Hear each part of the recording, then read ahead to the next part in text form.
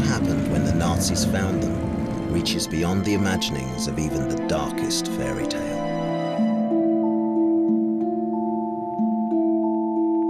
I'm going to tell you the magical story of the real 7 dwarfs.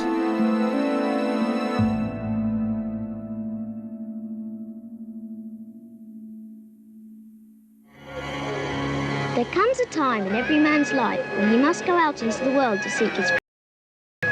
What shall I do? Go into politics? Warwick Davis, Prime Minister, leader of the nation.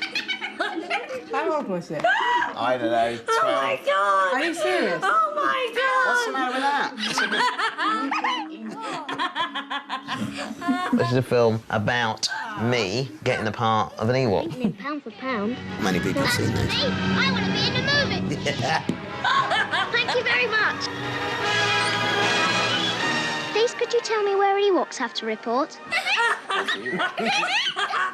Ewoks? Yeah, Ewoks.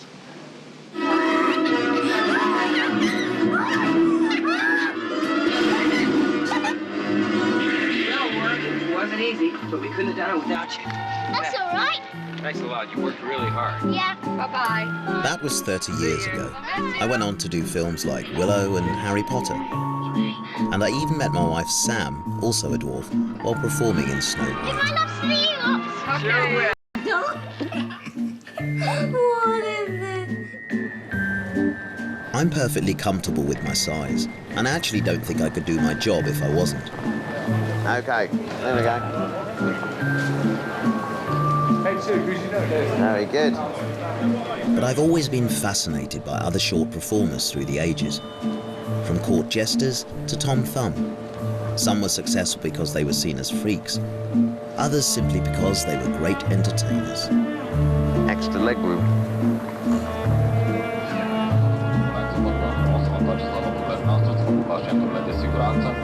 There's a dwarf family who really shed light on all the complexities of being a dwarf entertainer.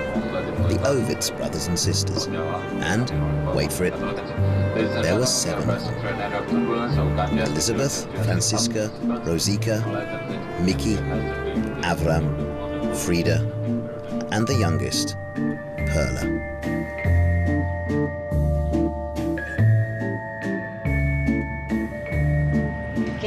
גם היהלומים, היהלום קטן, אבל זה יקר. וגם אני ככה.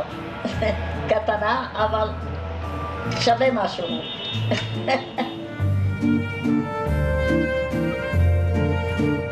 I've always wanted to know more about the Auvits siblings.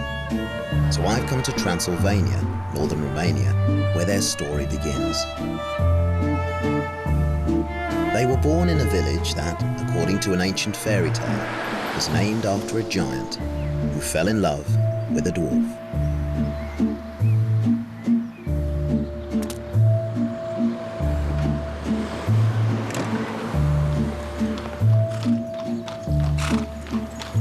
Hello, hi there. They've all got like tools on. Should be singing hi ho. I'm not sure whether. I don't know whether to agree. My name's Warwick. Warwick Davis. How do you learn about them? I've known of them and their story for a number of years now, and it's always interested me and always something I wanted to investigate further. You know, I'm looking at it through the eyes of a little person and also a person who is an entertainer in the same business that they were. Why do you think it's important the world to know? The idea that they didn't let their size get them down. I've met Johnny Popescu, a local radio host who's also something of a historian. He's agreed to show me around. So tell me about where we are now. Well, we are in exactly the place the Auvits' houses used to be many, many years ago. Right. And he is the one who owns the house now. Hello, nice to meet you. Warwick, hi. And by chance, he is the person, almost, I guess, the only one in the village who actually met the Auvits. Really? Have you got good memory of them? Vă aduceți bine aminte de ei? Foarte bine, foarte bine. So I've got some pictures of the... Avea aici lângă casă, între casă și drum, niște bănci și apoi când avea liber și sta, tot sta pe băncile acelea acolo câte drum. Erau cunoscuți ca o familie educată. The Ovitzes were an unusual family. Their father was a dwarf, but their two mothers and three other siblings were tall. Whereas my parents and sister are all average-sized. And when I was born in 1970, I came as a bit of a shock.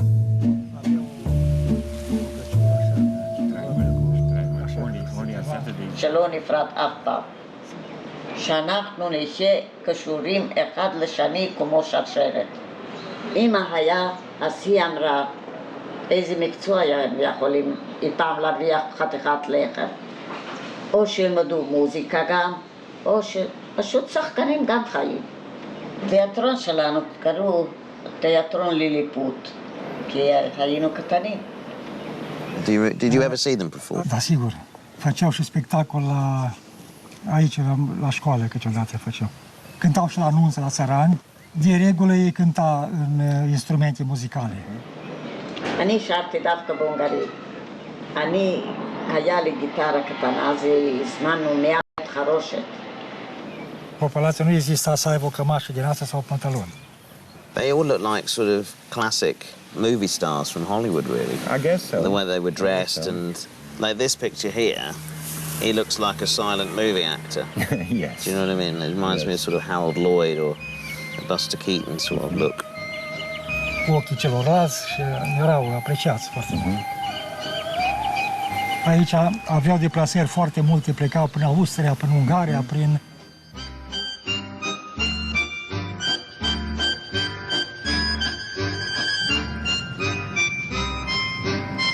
Above all else, the Ovitzes were committed entertainers, and that's something I've always tried to be as well. Being just over 3 feet tall, you are more vulnerable. You tend to make up for that with a much larger-than-life personality. And that's what other dwarfs were doing all over the world in show business.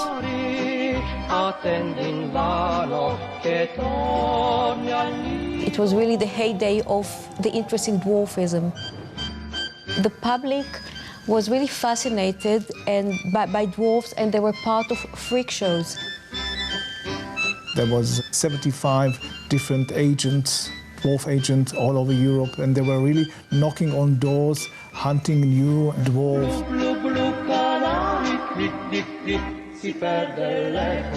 In Coney Island, New York, there was a Lilliputian city where dwarfs were paid to live there. There was the barber shop where a dwarf was the barber. A fire brigade operated by dwarfs. And it is estimated that by 1939, about 1,500 dwarfs were making their living out of show business.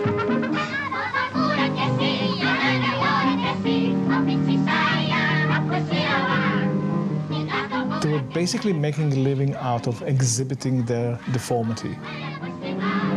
And this is what exactly the Auvitz family tried to avoid. They wanted that people would come to see them because they were able actors or singers.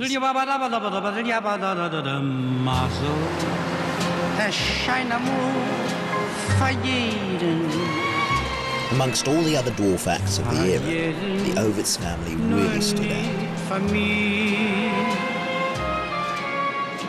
מוזיקה, שירים, בתיאטרון ממש, סקצ'ים.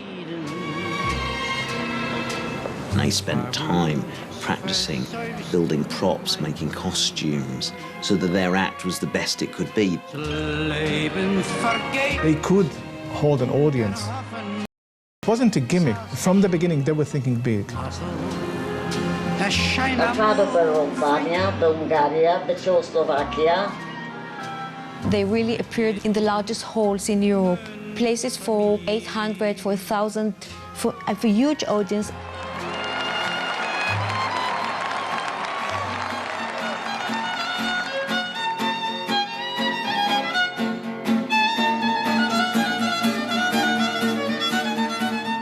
The Ovitzes used to play a lot. Here? Yes. You can see the room as it was. So this is where we are now, Exactly, this room here? Exactly. So it was the largest restaurant of the time, and kings visited it. That's amazing. They weren't just entertainers because they were small. They were entertainers because they were very good at what they did. But I think their reputation as great entertainers was what carried them through a career. That's kind of the philosophy that I have throughout my career. I got started in acting because I was short, but I didn't rely on that. I thought, to maintain this, I need to hone the craft of performing and acting. You know, ultimately it'd be nice to be known as an actor who just happens to be short, which I think the Auvitz family were. הקהל היה עובד רגיל לזרוק פרחים, שוקולדים, בומבונרות. כפיים היה שהיה אפשר לדבר.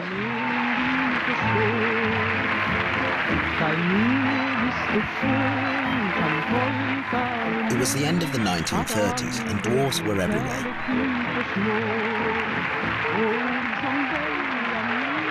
And by 1937, when Disney released Snow White and the Seven Dwarfs, the craze for little people as entertainers had reached its height. Most entrancing of all, Disney's Snow White and the Seven Dwarfs. But no one could have foretold who one of the film's greatest fans would be. Like all good fairy tales, Disney's Snow White had a darker side. Much like the Wicked Queen in Snow White, the Nazis' obsession with physical perfection would prove deadly, especially for the Auvitzes. Ein Volk, ein Führer, ein Reich.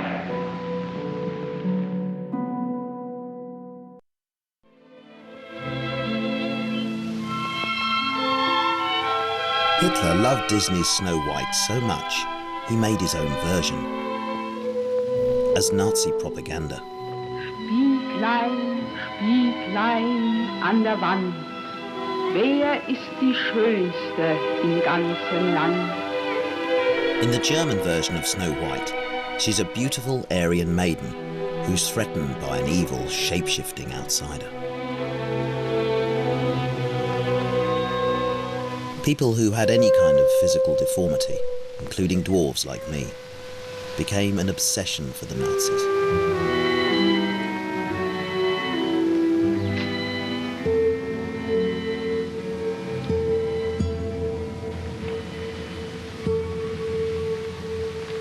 They would either kill them through their euthanasia program, or they'd use them as guinea pigs in laboratory experiments in their quest to create a master race.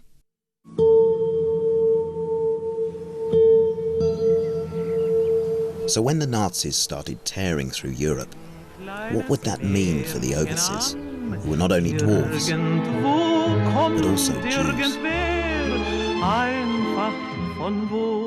For them it was faraway Germany. They didn't feel that it has any implication upon them. It's simply a terrible thing which happens elsewhere.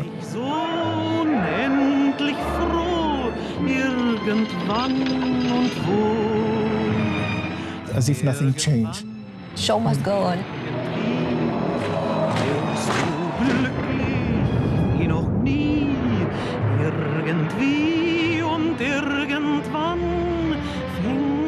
They simply hoped the war will be somehow over before the fire reached them.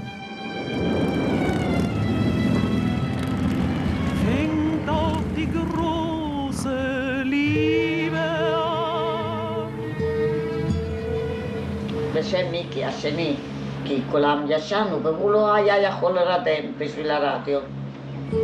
פתאום שמע שנכנס הגרמנים בהונגריה. Thanks very much.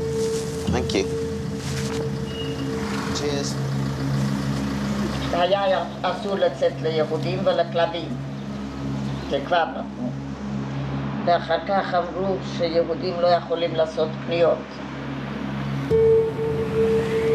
אם מישהו יצא בכל זאת, או שקיבל כדור, או שנתנו לו סטירות שהיה צריך רופא. אז שלחו בן אדם עם תח, היהודים יוצאים מהמקומות לגטואים. מה זה גטו? אף אחד עוד לא ידע מה זה גטו. This is Dragomireshti, 6 miles from the Auvitz' village, where they were forcibly taken. I'm meeting the son of the village priest, who lived right opposite the ghetto. Hello, I'm Warwick. Salut. What's your name? Mihai. Mikhail. Mihai. And this is where they were kept. And how many people would be here? About 3,000. Wow. From 6 villages. But when they were here, they wouldn't have known what was going on, would they, particularly? No, they would have been no. just... No, they thought they will be taken to labor camps. So if you'd tried to leave... Shooting on the spot. Really? These pictures were taken here in this area. So this is when they would have just arrived? Yeah, the picture was taken when they arrived, and they had listened from the cars. I mean, this is an unbelievable photo, that this was taken here. We're here, there's a cart here. It's amazing. Who is this here? A simple soldier to compare. And it's written here that's an average height. This is telling you that he's average size. Yes. So you could see how short they were. They mock them. They consider them as luggage. That's the word in Hungarian. Okay, the luggages arrived at Dragomireshti and they have to be thrown out of the cart.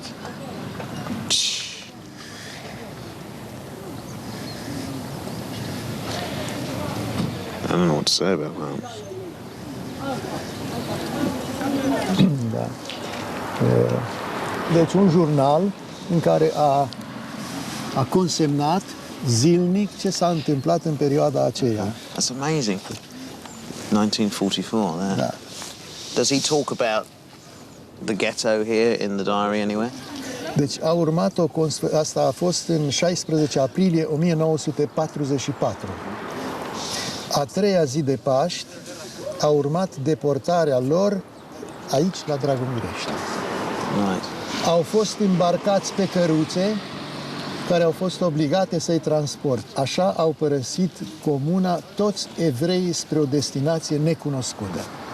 Cu această ocazie, unii au murit mergând, deci de oboseală, unii opunându-se să plece au fost împușcați. Când scriu aceste rânduri, deja sunt plecați toți evreii și din Dragomireshti, neștiind nimeni unde se vor opri.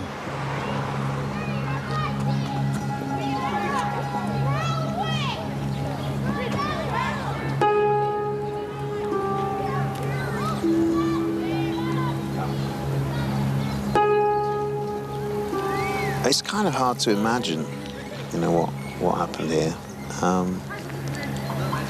For the Auvitz family, suddenly they're brought here on a horse and cart, sort of dumped here. It must have been so frightening. I wonder if the children that play out here realise what their playground once was.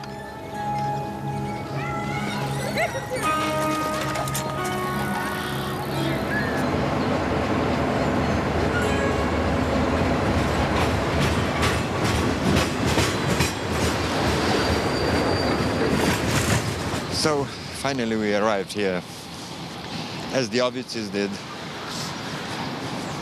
I mean, this place looks like it probably did in the 1940s. Definitely, yes. But the Auschwitz weren't a cattle wagon. I mean, that's impossible. That's impossible. I wouldn't know even where to start. Just even to get on this, and this is meant for passengers to get on, but a cattle truck isn't even designed with steps. And the cattle truck is like that. So no steps for it. I mean, I'm not getting in there. Whatever happens. Don't try.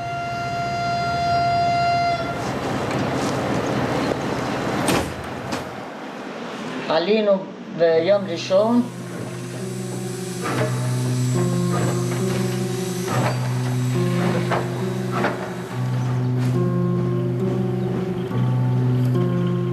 There were 40 cattle trucks. cage with 80 people crammed inside.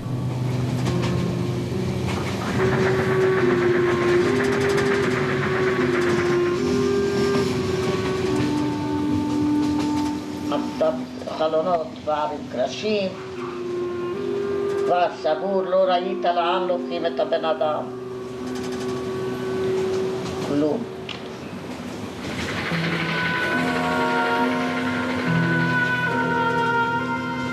The Ovitzes thought they were going to be rehoused, so they bought the tools of their trade: makeup, costumes, instruments. I wonder, what did they talk about on the train? Did they discuss? I wonder what's going to happen. Where we're going to end up working. Do you think they discussed a strategy? You know, what were their thoughts?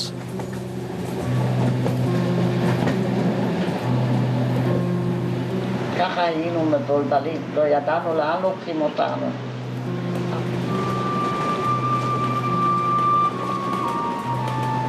אנחנו שאלנו את החיילים, פחות ביותר הם ידעו. אז הם אומרים, בשביל מה לנו להגיד? אתם הולכים למקום איפה שלא חוזרים.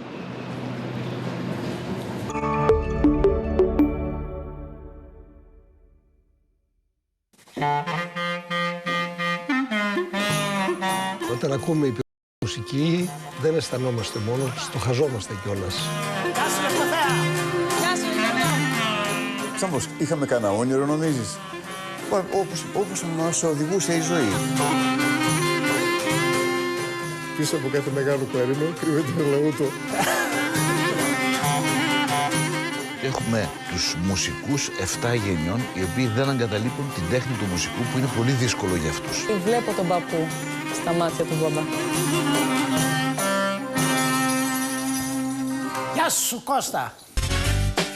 Το μπάσκετ είναι στην ΕΡΤ. Απολαύστε και τις 13 ομάδες της Στοίχημαν Basket League σε απευθείας μετάδοση αποκλειστικά από την ΕΡΤ3, την ΕΡΤ World και τα κανάλια ΕΡΤ Sports της ψηφιακής πλατφόρμας ΕΡΤflix. Σάββατα, Κυριακές και Δευτέρες είναι γεμάτες από τις σημαντικότερες και πιο συναρπαστικές αναμετρήσεις της κάθε αγωνιστικής.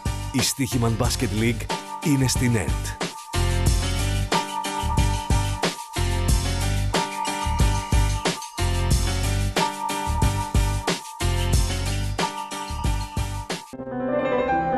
Η νύχτα ήταν πάντα η έμπνευση για τα πιο μεγάλα, τα πιο αριστουργηματικά μουσικά έργα. Ο νεαρός βιρτουόζος του πιάνου, Γιάν Λιτσέσκι, ζωντανεύει τα καλά και τα κακά πνεύματα της νύχτας. Γιάν Λιτσέσκι, νυχτερινή μουσική. Το Σάββατο στις 8:30 το πρωί στην ΕΡΤ3.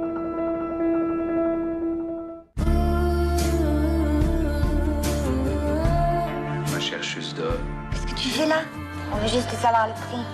Pas une idée. Το αστέρι του Βορρά, βασισμένο στο μυθιστόρημα του Georges Simenon. Un assassinat dans un compartiment de wagon-lit, dans l'étoile du Nord. Je demande vraiment ce que tu peux fricoter avec un homme comme ça. Βραβείο Σεζάρ για το σενάριο και τον δεύτερο γυναικείο ρόλο. Eh ben c'était l'amant de Sylvie, depuis le bateau. T'auras pris une seule initiative dans toute ta vie et tu t'en souviens pas. Le meurtrier s'est acharné sur sa victime avec une brutalité inouïe. Ανατολίτικο άρωμα και γαλλική φινέτσα με Σιμών Σινιορέ και Φιλίπ Νουαρέ σε ντελικάτες ερμηνείες. Qu'est-ce que vous faites? C'est quand même pas du journal. Το αστέρι του Βορρά, σε πρώτη τηλεοπτική μετάδοση. Σάββατο στις 10 το βράδυ, στην ΕΡΤ3.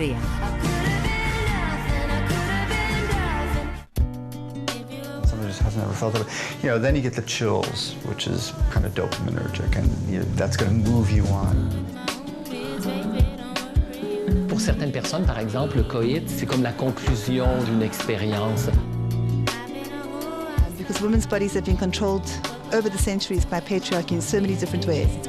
Women's bodies have been told how to look, what to wear, what not to wear. Το σεξ σε 10 βήματα.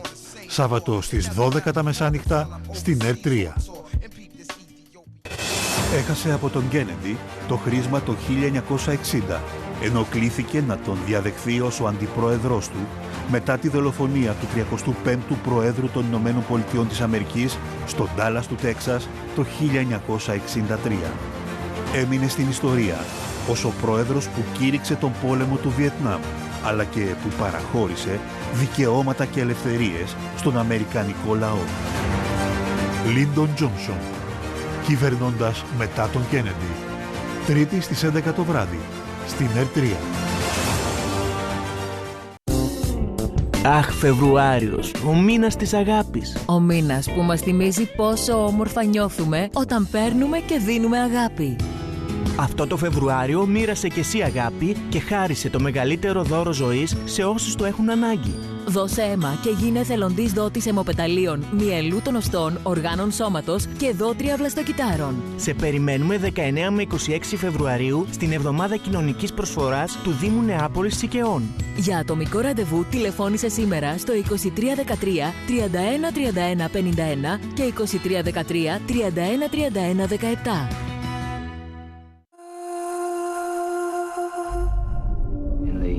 Dark forests of every human personality. This is a tiger, a sleeping tiger.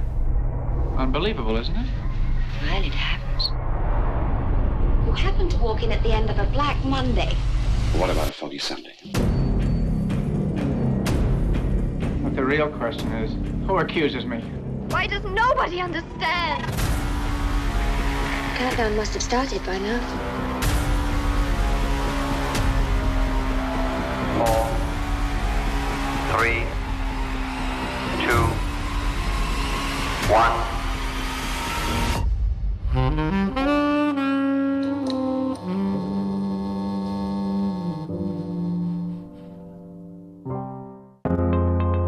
Το πρόγραμμα είναι κατάλληλο για άνω των 12 ετών.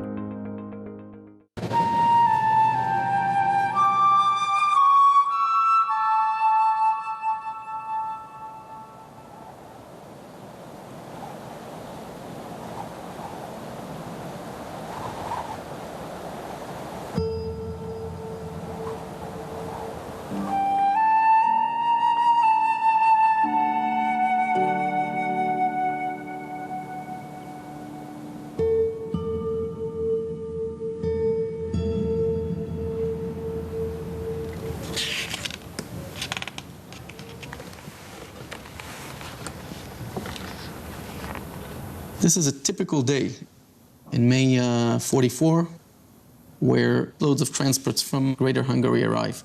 The Auvits' family were also from Transylvania, which was at the time Greater Hungary.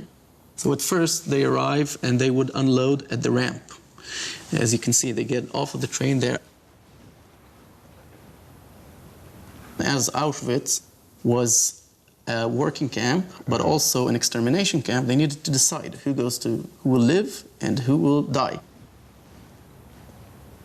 And so the person that's deciding this is the doctor. The people who live were people who were more fit to work. Even though it was not a rule, you could be very fit and be sent to die. So by general, I would say women with children, the elderly, and people who they perceived as crippled were automatically sent to die.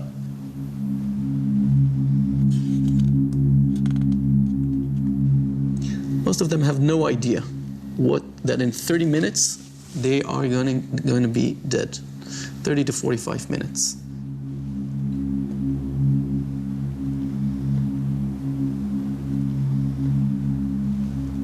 But this person here would have been... This is a dwarf. What's interesting, did he live or did he die? Yeah. Basically, I would say no chance that he would live.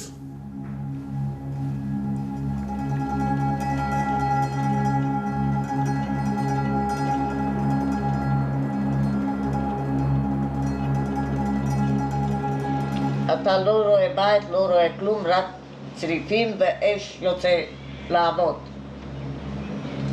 כמו בן אדם, כל עבד כמו בן אדם יצא. שאלנו אותך חייל, מה יש שמה? אל תשאלו, יהיה יותר טוב לכם. שמה זה קבר ישראל, הוא אמר. Even there, Mickey was so self-assured, and he had in his pocket the fan cards. Mickey there on the ramp took from his coat a fan card and distributed to the SS guard. It's amazing. חייל אחר, גם נאצי, והוא אמר, אל תזוזו עד שאני לא חוזר עם דוקטור מנגלה. מי זה דוקטור מנגלה? אתם תראו כבר.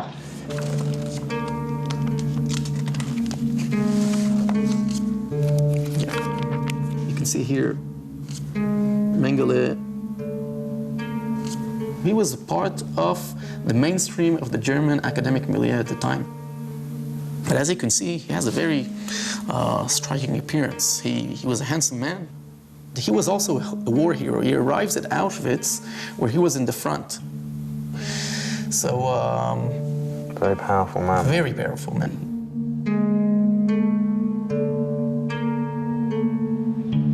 וכשמנגלה בא, אז הוא אמר, הוא לא רוצה שאנחנו ניכנס לעשות דסינפקציה, כאילו, ככה אמרו לזה.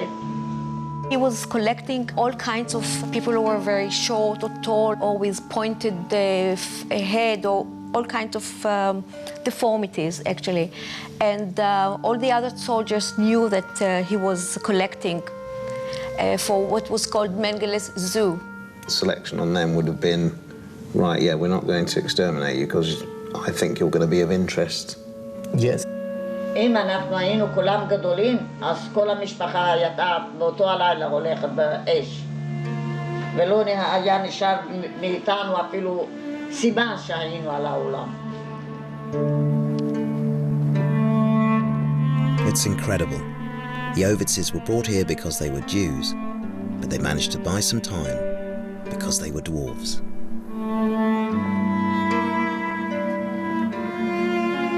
והוא אמר, עכשיו יש לי לימודים ל-20 שנים, אם לא יותר. אנחנו שמענו 20 שנים, כמעט התערפנו ממחשבה. הלך לנו, לא ידענו מה זה יהיה 20 שנה במקום כזה.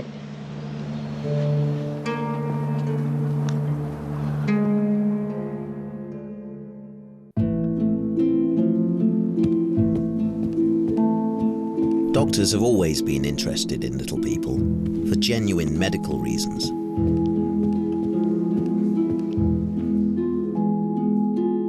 I was in and out of hospital when I was a kid because of the medical problems that come with being a dwarf.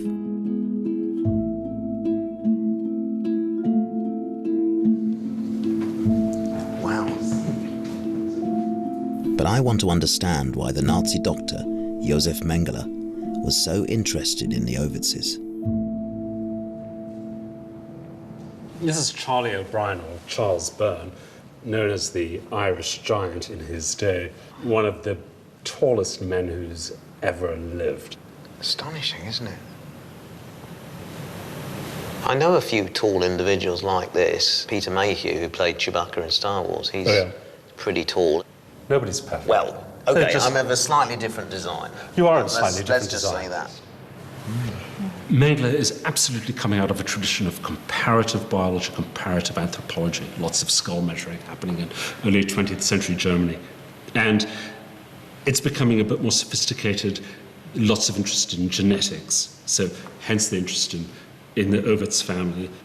I mean, it wasn't just him. His former boss, Foscure, famous scientist, famous anthropologist, sent him to Auschwitz, told him, said, you're going to have a fantastic opportunity to do experiments there, to do things that you can't do anywhere else. Mengele did indeed believe that somehow the Auvitz family have the secret of growth, and we could learn something from him. And you know something? At heart, he was right. But the things that he did, the experiments that he did on this family, couldn't have possibly told him anything. They were just bizarre, irrelevant, appalling experiments. It's a sort of a moral vacuum in which scientists have the opportunity to do anything they want, no matter what the cost or the consequences. It's the right over life and death. It's like that.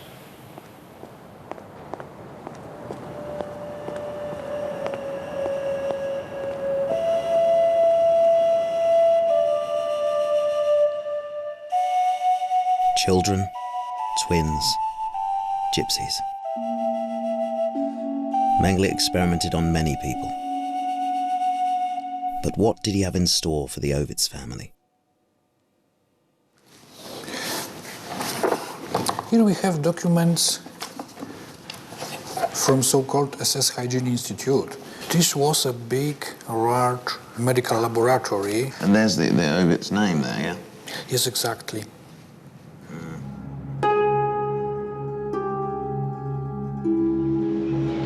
לקח דם, לקח שיניים טובים. למה יש לי כל כך הרבה שזר? לא היה לי על מה לאכול. וככה לכל אחת אותו דבר. והוציא שרות מפה, הוציא אפילו מפה. לראות אם זה כמו אצל כל בן אדם גדול. What is this telling us? This is the order to the test of the blood. This document shows us that blood was taken on 28th of June 1944 from this prisoner, Auvits Perlan. And also the signature, the signal of Mengele here. Is that his signature there? באוזניים שם מים קרים כמו קרח, ככה עשינו, ככה. ואחר כך מים חמים רותחים מהתנור.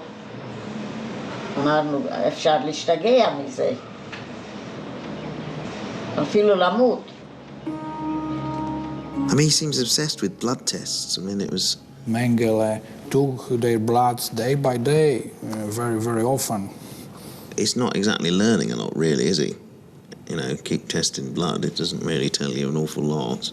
He had a very strong impression. It's very important for the future of the Third Reich. I see.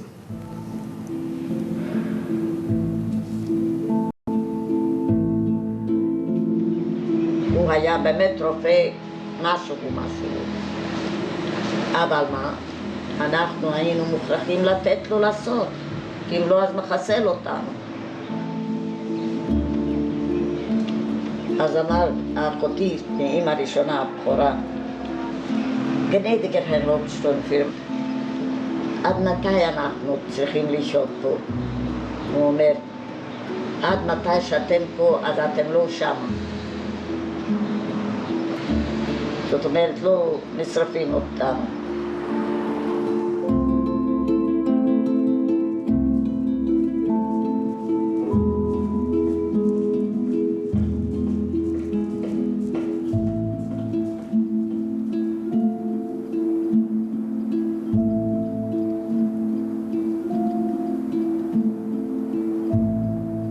This is where the Auvitses slept.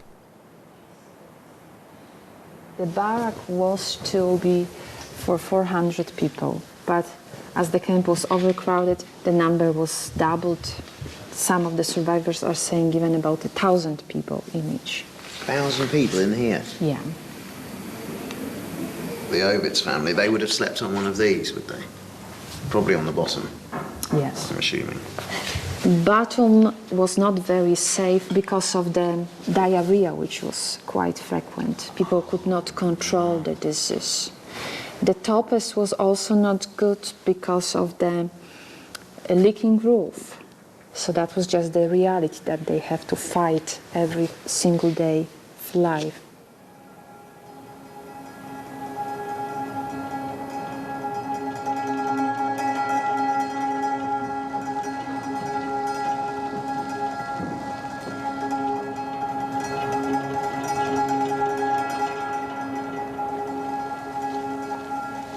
We look at pictures and we read stories and accounts of things.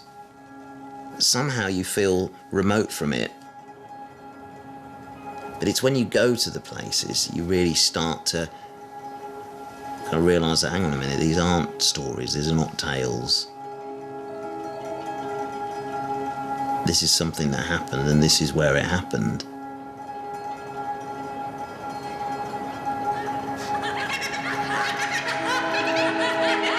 My children are dwarfs. My wife's a dwarf. But in another time, another place.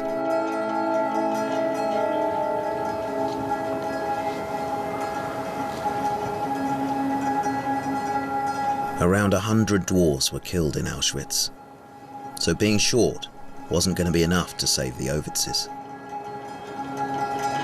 To buy more time, they'd have to use another of their assets, one that chimed with the strange logic of Mengele and the other officers. The average life was about 3 months. We got so used to fear. Yeah. Anita, like the Ausvitzes, is a musician. Something that appealed to the people who ran Auschwitz. Whoever could do something that was useful to them was a commodity, but if you couldn't, dispensable. We arrived there in the night. We were put in a barrack, waited. I don't know what prompted me to... She must have asked me, what did you do before the war? I said, I play the cello. She said, fantastic. There's a band here. Lucky for me, yeah. That's where I draw parallels between your story and the Auvitz family. Exactly. Because they indeed Anything were different. Anything that was a bit out of the ordinary, you see, was suddenly interesting. I mean, if it hadn't been Mengele with an interest in that, I don't see how they could have survived. אספו, הביא לנו פודרה, כי את שלנו לקחו, ואודם וסומק, ואמר אם יש איזה ספרית שתעשה לנו תספורות. היה שר, כשהיה מרגיש טוב בינינו, היה אומר בגרמנית, auf die 7 Bergen habe ich 7 Zwergen. והיה שר את זה. פעם, פעמיים, לעשות לנו חשק. אז הוא אמר, אתם לא יודעים לשיר? אמרנו, אנחנו כן יודעים לשיר, אבל אין מוזיקה, מי שייתן את הטון. אז הוא אמר, גם אני שר בלי מוזיקה.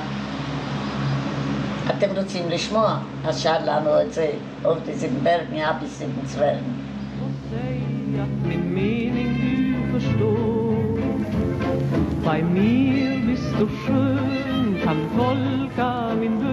In a way, I'm not surprised that the Auvvitzes were using all their skills as performers to give themselves a chance. That's the spirit of a dwarf, of a little person.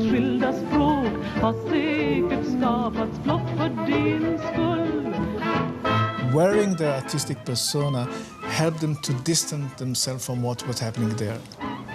For them it was another play, but they are actors in it, and are playing for the life.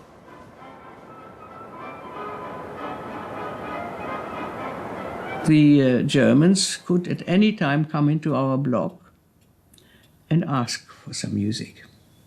So you had to be ready. Yeah. And this was the moment that, for instance, Dr. Mengele, the famous guy who did the experiment on unusual people, came into the block and wanted to hear the Träumerei by Schumann. And I played that. It was on my repertoire, you know.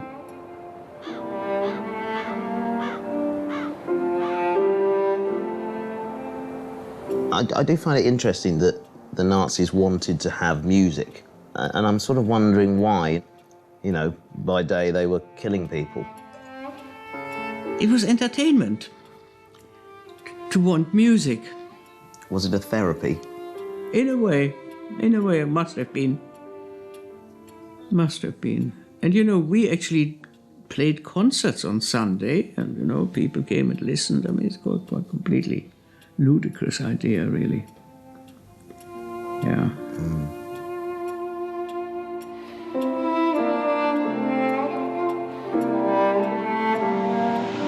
אנחנו שמענו את זה, כאילו שנתן לנו קצת אומץ, אבל האומץ שלו, אמרו לנו, אל תיקחו את זה ברצינות, כי הוא יכול לקבל סיסי בראש ונחסל אתכם בבת אחת.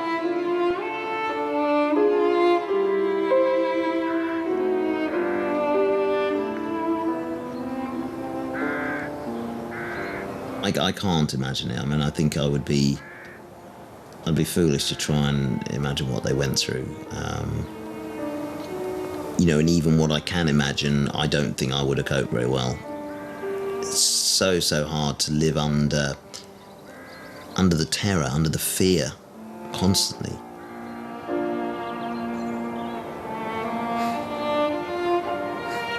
The Auvwitzes knew that the moment Mengele got bored of them, they could end up here, in the little wood, the waiting room for the gas chamber. I've seen photographs of people in the wood just after they arrived off the train. The crematorias were huge. The producer of the crematorias were saying that per day they could burn 5,000 corpses. It makes me angry, this part. Yeah, it's really, I find it very difficult to be here. You know, I can really feel, not what it must have been like, but what it's all about. And yeah, it's difficult being here.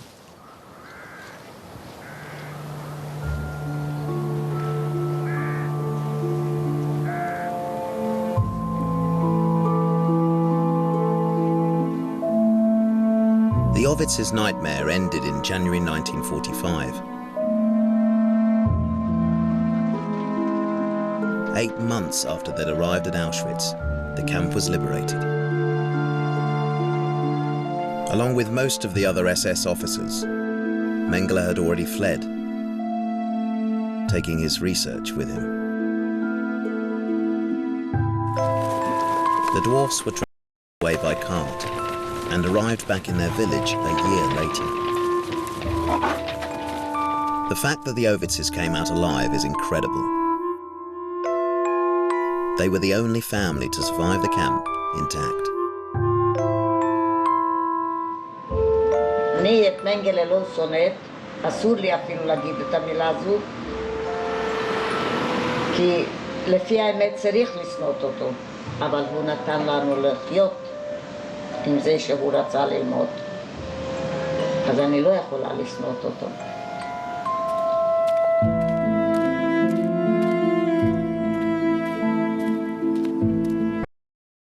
Talk to the people I have, you know, I feel like I've got a really great insight into their lives and what made them the people they were. It does have a happy ending. Not for everybody, but for the Auvwitzes, it did.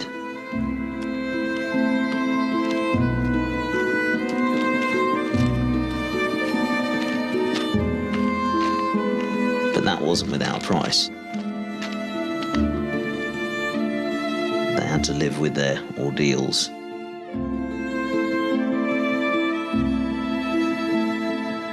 It's left me shocked and amazed, and I find them even more inspirational than I did before.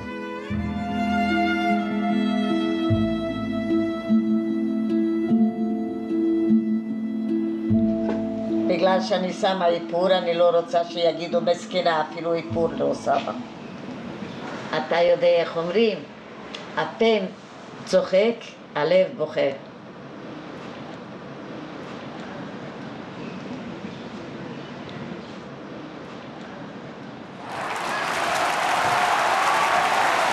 In 1949, the Auvwitzes emigrated to Israel.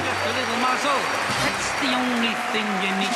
They started performing again to packed-out theatres, Muzzle means good luck. just as they'd done before the war. You always make good luck. And Perla, And the the last of these inspirational dwarfs, passed away in 2001 at the age of 80. Beat your head against the wall. Don't ever try to figure why, who seems to be to blame. That some folks have a million and can't even write their name.